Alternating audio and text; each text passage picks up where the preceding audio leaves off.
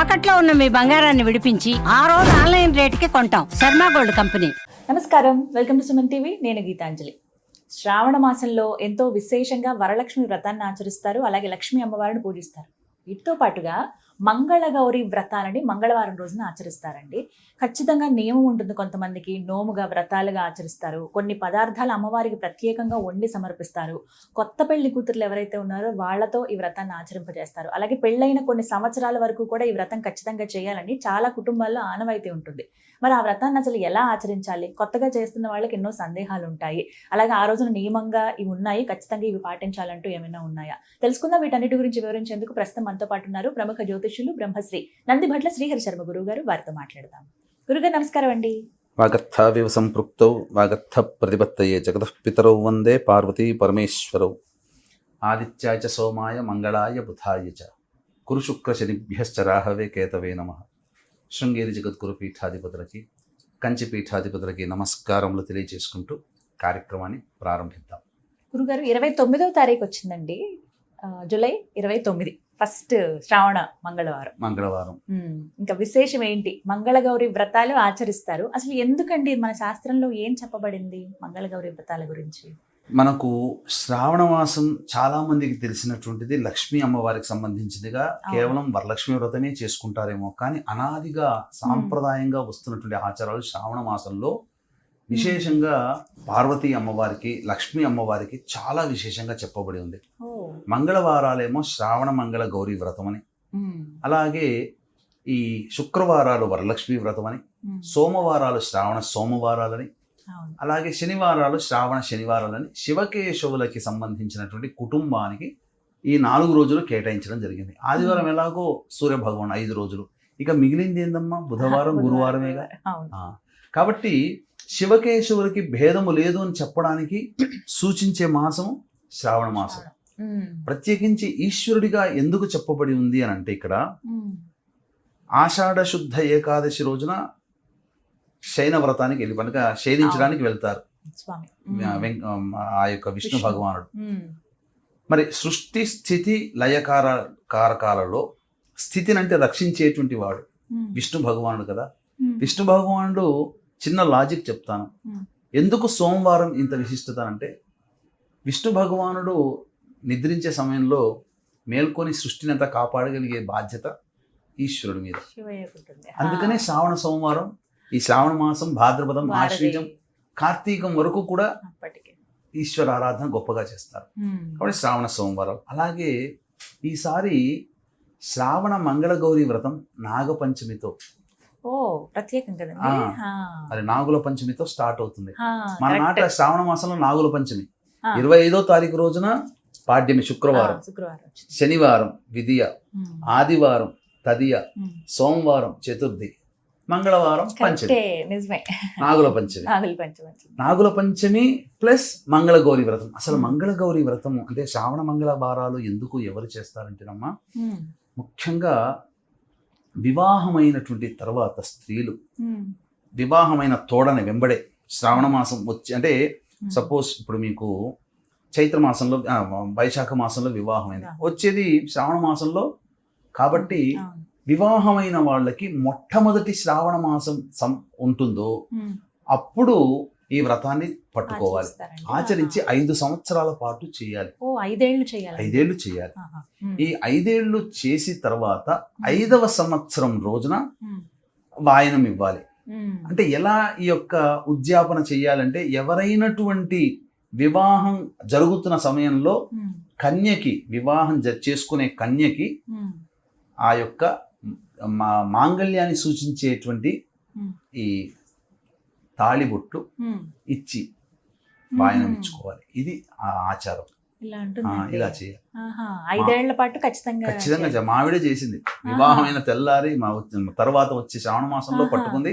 5 సంవత్సరాలు నిరాటంగా చేసి వాళ్ళ బంధువుల్లో ఎవరు అమ్మాయి వివాహం అయితే బంగారు తాళిబొట్లు చేయించి ఇచ్చేసేసి వ్రత ఉద్యాపన చేసేసుకుని, ఈ వ్రత ఉద్యాపన ఈ 5 సంవత్సరాలు ఎప్పుడైనా చేసుకోవచ్చు. మళ్ళీ శుక్రవారాలు 5, అలాగే మంగళవారాలు కూడా 5 వచ్చాయండి. అంటే 5 వారాల పాటు వ్రతాన్ని చేయాలి.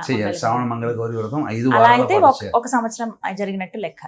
అలా అయితే ఒకటి, అలా 5 సంవత్సరాలు చేయాలి. ఈ 5 సంవత్సరాల్లో ఎప్పుడైనా కానీ ఏదో ఒక సంవత్సరంలో ఈ వివాహం చేసుకునే కన్యకి తాళిబొట్లు ఇచ్చి వాయనం చేసుకోవాలి. ఎప్పుడైనా ఇవ్వచ్చు అంట. కానీ చాలా విశేషం అమ్మా, భర్త మాంగళ్యం కాపాడబడుతుంది, ఆ జన్మాంతం కూడా కలిసి ఎక్కువ కాలం దంపతులుగా జీవించే అవకాశం ఉంటుంది. కాబట్టి ఈ వ్రతాన్ని ఒకప్పుడు సాంప్రదాయంగా ఉన్నవాళ్ళు చేసుకునే వాళ్ళు ఇప్పుడు అందరూ చేసుకోవచ్చు, తప్పేమీ లేదమ్మా. అందరూ చేయొచ్చు. అందరూ అంటే మాకు చేసుకోవచ్చు. ఆనవాయితీ లేదండి లేదండి అనుకోవడం, భర్త కోసం చేసేది ఆనవాయితీ అవసరం అమ్మా. అంతే ఏ ఆనవాయితీ ఉందని చెప్పి అట్లాగే, ఎందుకనంటే దీనికి ఒక గాథ కూడా ఉంది. పూర్వము దంపతులకి వివాహం అయిన తర్వాత ఎంతకి సంతానం కలగకపోతే పరమేశ్వరుని ఆరాధన చేస్తారు. పరమేశ్వరుని వరప్రసాదం వల్ల చక్కగా ఒక అబ్బాయి జన్మిస్తాడు. జన్మించిన తర్వాత నామకరణం చేసే సందర్భంలో జాతకాన్ని మనం పరిశీలన చేసినప్పుడు ఈ అబ్బాయికి అల్పాయుష్ ఉంది అని అన్నప్పుడు అప్పుడు వారి యొక్క కుల పురోహితుడికి చూపించగా దీర్ఘాయుష్మంతం కలిగినటువంటి దీర్ఘ సౌమంగళ్యత కలిగినటువంటి అమ్మాయికి ఇచ్చి ఈ అబ్బాయిని వివాహం చేస్తే ఈ అబ్బాయికి ఉన్నటువంటి దోషం తొలగిపోతుందని చెప్పగా అటువంటి అమ్మాయి కోసం వెతుకుతూ ఉండగా అక్కడ ఒక చక్కగా దీర్ఘాయుష్మంతురాలైనటువంటి అనగా దీర్ఘ సౌమంగళ్యం కలిగినటువంటి అమ్మాయికి ఇచ్చి వివాహం చేయడం, తదనంతరం తదనంతరం ఆ మొదటి రోజు రాత్రికే సర్పరూపంలో కాటు వేయడానికి వస్తే ఆ వ్రత ప్రభావం చేత ఆ వెంతా కూడాను తొలగిపోవడం, దీర్ఘాయుష్మంతుడుగా ఉండడం, ఇది క్లుప్తముగా ఉండేటువంటి కథ. ఆ తదనంతరం ఇది ఎవరు తల్లి చేయించింది, తల్లి పట్టి దగ్గరుండి ఆ యొక్క వివాహమైన అమ్మాయి చేత చేయించింది. కాబట్టి వీక్షించేటువంటి ప్రేక్షకుల్లో ఈ శ్రావణ మంగళ గౌరీ వ్రతం ఏదైతే ఉందో అది తల్లి దగ్గరుండి వివాహమైనటువంటి అమ్మాయికి చెయ్యాలి. అంటే అత్తగారు కంటే కూడా తల్లి చేయాలి. ఆషాఢ మాసంలో ఎలాగో పుట్టింటికి వస్తారు కాబట్టి చక్కగా ఈ మాసంలో శ్రావణ మాసంలో శ్రావణ పట్టీలని కూడా ఉంటాయి కదా. కాబట్టి శ్రావణ మాసంలో తల్లి దగ్గరుండి తన కూతురి చేత ఈ వ్రతాన్ని ఆచరింపచేసి అత్తగారింటికి పంపించడం ఆచారం. ఎలా అండి? ఖచ్చితంగా ఫోటో అమ్మవారి ఎలా ఉండాలి? పూజ చేసుకుని మన గౌరీ అమ్మవారి పూజనే, మన పార్వతీ అమ్మవారిదే చేసుకుని దుర్గా అమ్మవారిది కానీ ఫోటో పెట్టుకుని చక్కగా చేసుకోవడం. ఈ వ్రతం విధానం అంతా చక్కగా చేసి ముత్తైదులకి వాయనం ఇచ్చుకోవడం. అంటే మొదట ముగ్గురు ముత్తైదులకి ఉన్నప్పుడు ఒక ముత్తైదుకి చేసుకుని మొదటి సంవత్సరం, తర్వాత ఆ సంఖ్య పెంచుకోవాలి 3 సంఖ్యలో, తర్వాత ఆ 3+6 అట్లా సంవత్సరం పెరుగుతున్న కొద్దీ సంఖ్య పెంచుకుంటూ రావాలి. తర్వాత వ్రత కథ చదివేటప్పుడు కత్తికి ఆ విధంగా ఆ అమ్మవారి యొక్క దీపారాధన చేస్తాం కదా, ఆ దీపారాధన అంతా కూడా మసి పట్టుకోవాలి, అంటే కాటికలాగా దాన్ని కాటికగా పెట్టుకోవాలి.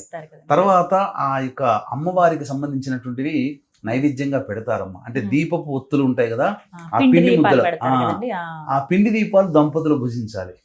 నేను ఒక వీడియోలో చూసానండి, ఇది ఆచారం నిజంగా ఉందంటే కొంచెం పాలు ఇలా పోసి వెలుగుతున్న దీపంతో పాటుగా తినేస్తారు, ఆ మసితో సహా తినేస్తారు, ఆ దీపపు ఒత్తితో సహా తినేస్తారు.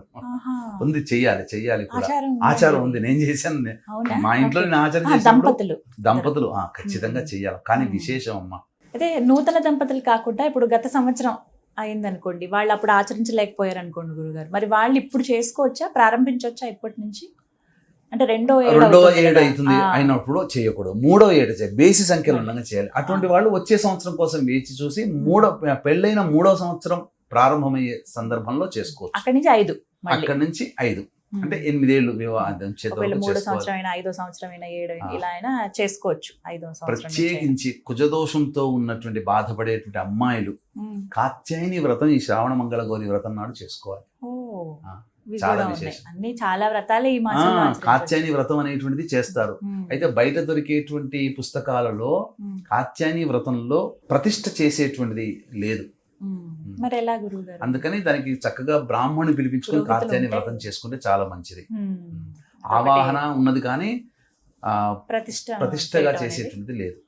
అందుకని ఆ విధంగా బ్రాహ్మణుని పిలిపించుకొని కాత్యాయని వ్రతాన్ని ఆచరించి శ్రావణ మంగళ అంటే కాత్యాయని వ్రతం ఏ మాసంలోనైనా మంగళవారం చేసుకోమన్నది.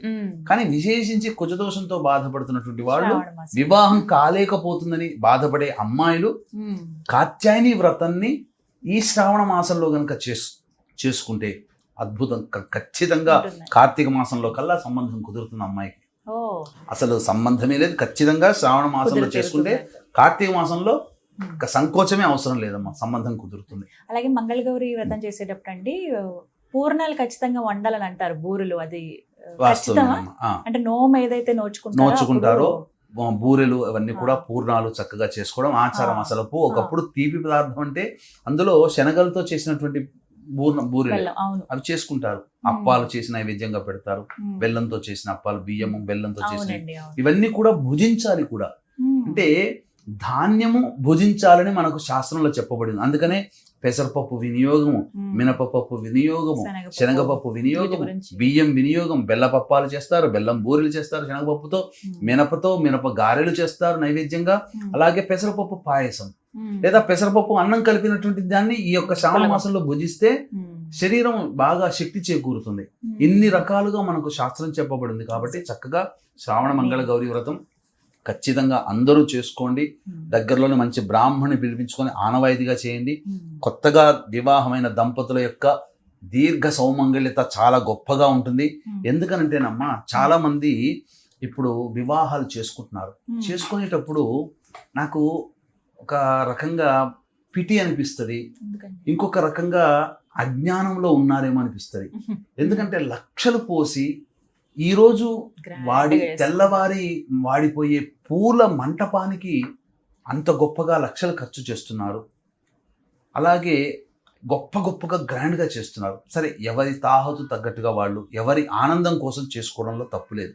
ఇది ఎందుకు చెప్తున్నానంటే, ఇంత చేసి ఎన్ని లక్షల కట్నం ఇచ్చుకొని ఇన్ని వస్త్రాలు ఇన్ని రకాలుగా దానాది కార్యక్రమం ఎంతో గొప్పగా గ్రాండ్గా చేసుకునేటప్పుడు చాలా మనిషి యొక్క లోభత్వం ఇక్కడ బయటపడుతుంది. ఏంటనంటే, ముహూర్తం పెట్టుకునేటప్పుడు ఒక మంచి జ్యోతిష్యుని సంప్రదించరు, చేసే తప్పు. ఎందుకు అనంటే, అది ఆ మంచి జ్యోతిష్యుడికి ఇవ్వాల్సిన దక్షిణ వాళ్ళకి కష్టం అనిపిస్తుంది. చాలా తప్పు చేస్తున్నారు వివాహ సందర్భాల్లో. అందువల్ల ఏమైపోతుంది, వాళ్ళు ఖర్చు పెట్టే దాంట్లో 0.1% కూడా ఉండదమ్మా ఆ జ్యోతిష్యుడికి సంబంధించినటువంటి ముహూర్తానికి ఇచ్చే దక్షిణ. ముహూర్తం పెట్టినందుకు వాళ్ళందరూ అనుకుంటారు ఏదో మామూలుగా ఇట్లా లెక్క పెట్టి పంచాంగంలో అన్ని ముహూర్తాలు మంచివి కావు, పెట్టగలిగేది జ్యోతిష్యుడు. ఇంత బాగుండి పెళ్లి చేసేటప్పుడు మంచి కంఠము మంచి సుస్వరం కలిగినటువంటి బ్రాహ్మణుని పెట్టుకోరు, ఏదో తూతూ మంత్రంగా చేసే బ్రాహ్మణుని పెట్టుకుంటారు. ఈ 2 సందర్భాల్లో మనం డబ్బులు మిగిల్చుకున్నామని చెప్పి చాలా సంతోషపడుతుంటుంటారు. పెళ్లి గ్రాండ్గా చేసాం కానీ మేము డబ్బులు సేవ్ చేసింది బ్రాహ్మడి దగ్గర అనుకుంటారు.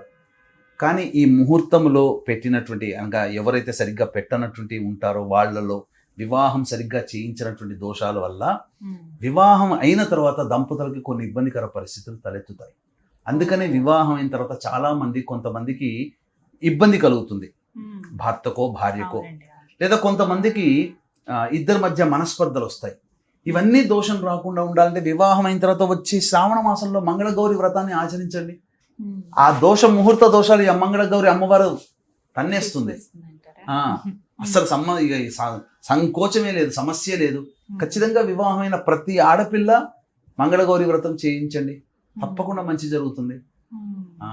అలాగే లక్ష్మీ అమ్మవారి ఆరాధన కూడా చేసుకోవచ్చు, పట్టుకోవచ్చు కొత్తగా చక్కగా. అందుకని వీక్షించేటువంటి ప్రేక్షకులు కూడా చేసుకోవచ్చు. వీక్షించేటువంటి ప్రేక్షకులు కూడా సుమన్ టీవీ యాజమాన్యంతో కలిసి ఒక అద్భుతమైనటువంటి వీడియో లక్ష్మీ అమ్మవారి పూజ విధానము కని విని ఎరుగని రీతిలో షోడశ లక్ష్మీ దేవత ఆరాధన విధానంగా ఈ యొక్క సంబంధించినటువంటి అత్యంత పురాతన గ్రంథం నుంచి వెలికి తీసినటువంటి వివరాలతో ఈ పూజా విధానం మీకు వీడియో రూపంలో అందజేయడం జరుగుతుంది.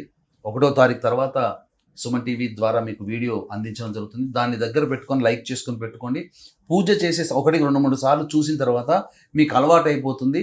పూజ చేసే సమయంలో ఆ 16 దేవతల యొక్క అమ్మవారి యొక్క పూజా విధానాన్ని మీరు ఇంట్లో కూడా మీ ఇంట్లో చేసుకుంటే చాలా అద్భుతంగా చేసుకున్నటువంటిది. ఎందుకంటే శ్రవణ నక్షత్రము, పౌర్ణమి తిథి, వరలక్ష్మి వ్రతం చేసుకునే శుక్రవారం కలిసి వచ్చినటువంటి అద్భుతమైన రోజు. మళ్ళీ ఇంకా భవిష్యత్తులో ఇట్లాంటి రోజు రాదేమో, ఇంతకుముందు కూడా ఇటువంటిది రాలేదు.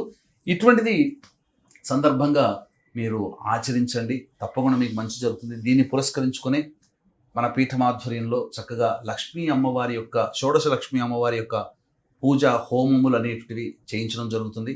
ఈ కార్యక్రమంలో మీరు కూడా గోత్రనామాలు నమోదు చేసుకోవచ్చు. ఈ కార్యక్రమంలో పాల్గొన్నటువంటి వారికి తామర మాల మీకు అందివ్వడం జరుగుతుంది.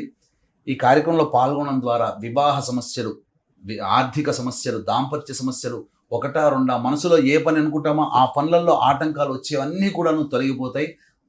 అష్టలక్ష్మిలు మీ ఇంట్లో స్థిర నివాసం ఉంటుంది. కాబట్టి అవకాశం ఉన్న వాళ్ళు కార్యక్రమ తదనంతరం కాంటాక్ట్ చేసి 8వ తారీఖు రోజున జరిగేటువంటి హోమాది కార్యక్రమంలో సాయంకాలం పూట జరుగుతుంది. హోమాది కార్యక్రమంలో మీ గోత్రనామాలు నమోదు చేసుకోవచ్చు. చక్కగా వివరించారంటే ధన్యవాదాలు గురుగారు. సర్వం శ్రీ ఉమామహేశ్వర పరబ్రహ్మార్పణమస్తు.